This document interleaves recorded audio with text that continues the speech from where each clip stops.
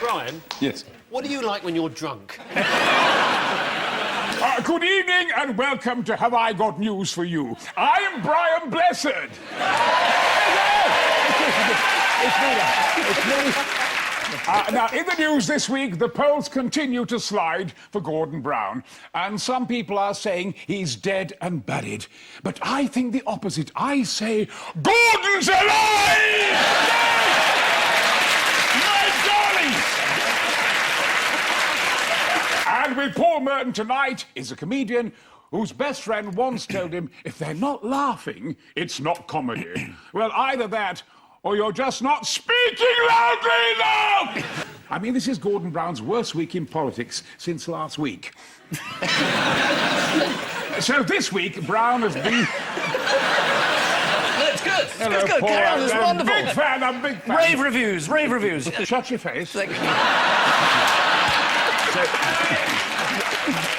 It says here, extracts from Lord Levy's book were printed in the Sunday papers. Oh. Blair apparently said Brown couldn't beat Cameron.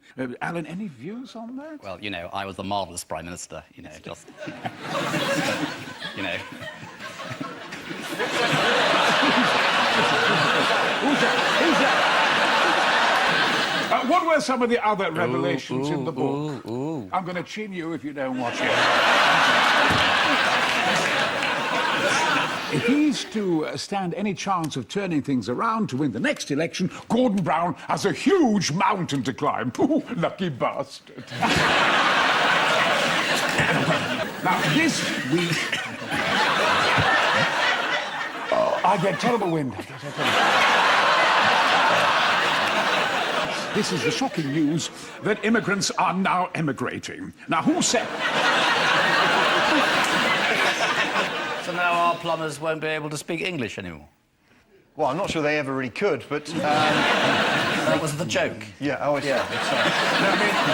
Could you give us a verbal signal when you've done Like a it? wave. Like this. Bloody hell, my job's impossible. I must first get... No, it's just the way you're doing it. I know, I'm doing it. I shouldn't be here. Do you know, I was thinking exactly the same.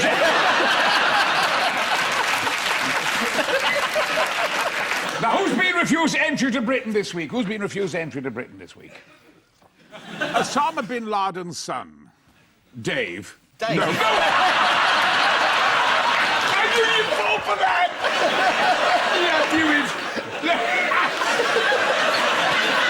No, it's not Dave, it's Omar. Omar, he's making eyes at me. What's his argument for being let in? But it's not his fault who his father is. That's right, you're absolutely spot on. He doesn't think his dad's done anything wrong. You're quite right, Ian. No, I'm not. I didn't say that at all. I said it's not his fault who his father is. I didn't say his father's done nothing wrong. That would have lined me up in a rather extreme company. Back to the telly, I can read this. Now, meanwhile, a BNP mayoral candidate, Richard Barnbrook, has been cheating on his fiancée with a Finnish immigrant he met on the internet. She told the News of the World Richard is average in bed. I think we'd all be pleased with that. I know I would. But I don't need that pill. I don't need the blue pill. Any bird How do we watching... get out of here? How do we get out? What about the pink pill that says tranquilizer? Ian and Alan... Horse dosage. Have you always been shy? But it says here that oil companies Shell and BP have made a combined $7.2 billion in 3 months, which works out at $3.3 million an hour. I mean, who the hell do they think they are? Tesco's? I mean, every little helps. Why don't they give me that voiceover instead of...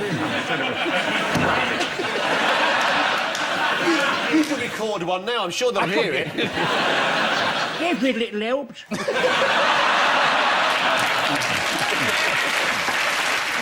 You know, there really is a petrol crisis when motorists in Scotland start panic buying, with some putting in as much as £5 worth.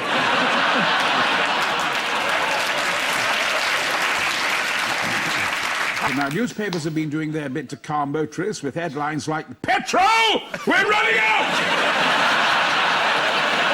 Strike! Starts fuel shortage fears! Will fuel stocks run dry?" And I'm all right.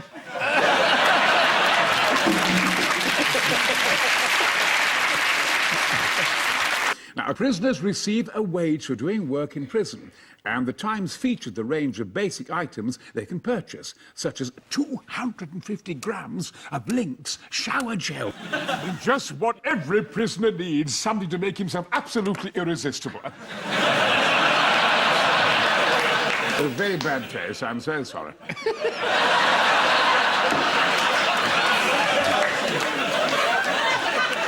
And so to round two, which this week is called A Blessed in Disguise. I'm going to disguise myself as a news story, and you have to guess what it is.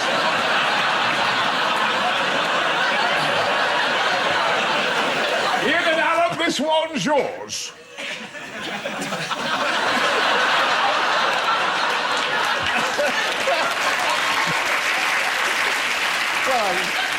Here's a blessed in disguise for you, Paul, and Marcus.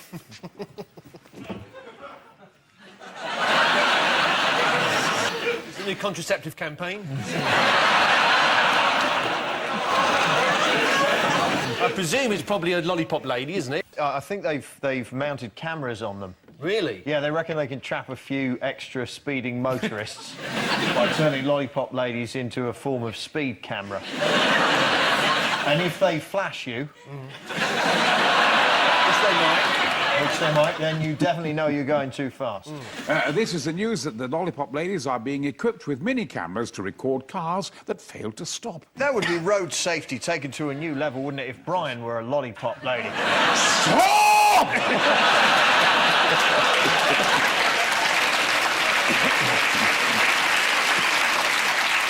Time now for the odd one out round. Is it you, Brian?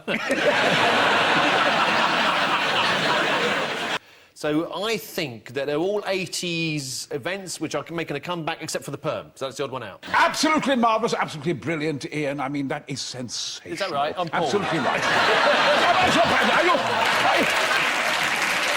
Sorry. They're all making an enthusiastic comeback from the 80s, apart from Rick Astley, who is reluctant to do so. Oh, so he was absolutely wrong. Did you say that? Did you say that? I picked the perm as the odd one out, but the 80s was the theme I was after. But of course, Rick Astley refuses to make a comeback, so he's the odd one out. Oh, that's right. Cow tipping? Have you never done that? No, I haven't. Cow tipping, it's something they do in the West Country to pass the time. During the middle of the night, because cows sleep standing up, you run up to them and push them over. You ever done that, Brian? You ever tipped a cow? I have, yes. Have you ever been tipped?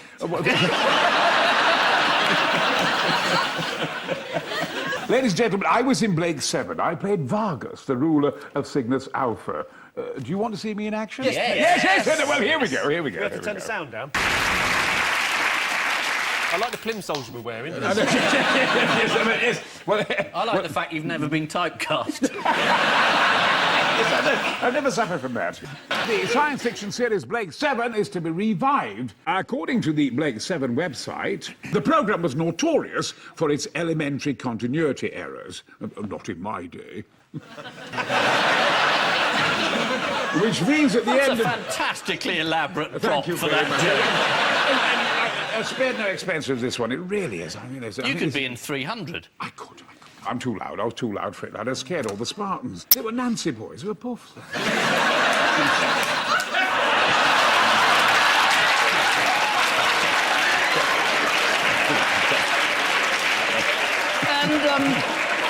And what were you called in Z Cars? Fancy Smith. Does anyone remember what this programme used to be like?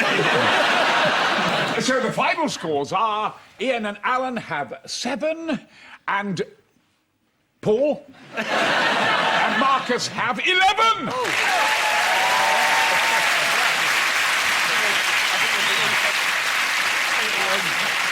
And I leave you with news that off the coast of Aberdeen, after a ship sinks with a full cargo of Winalot, one determined salvage expert is first on the scene. Borrowed the wetsuit from the Penguin. Albania accepts its human cloning plan, still has some way to go.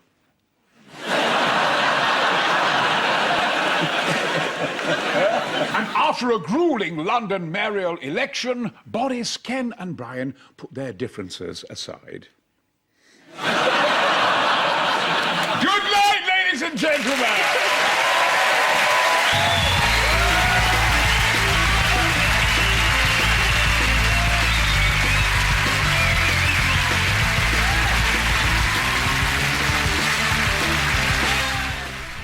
Fingers on some rather odd-sounding buzzers next on BBC Two with Stephen Fry and QI.